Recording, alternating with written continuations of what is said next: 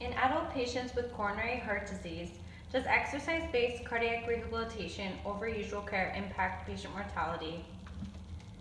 For the literature retrieving process to answer this PICO question, the Cochrane Library, PubMed, and CINAHL databases were used.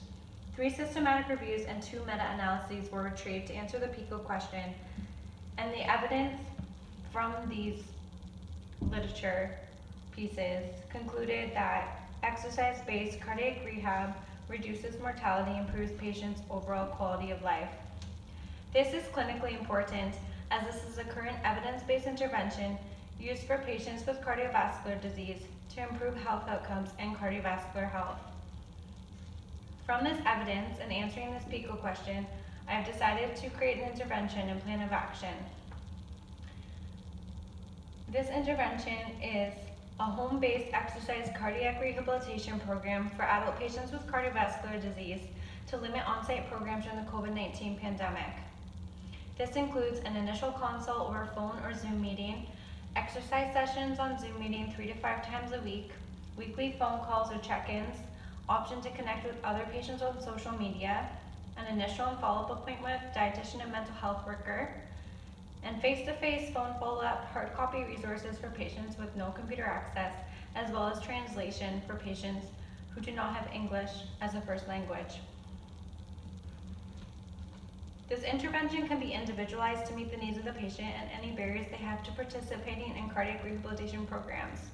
Strategies to reduce barriers. There's reported barriers in literature that successful completion and participation of programs include traveling to on-site programs, conflicting work schedules, and interpersonal, intrapersonal barriers.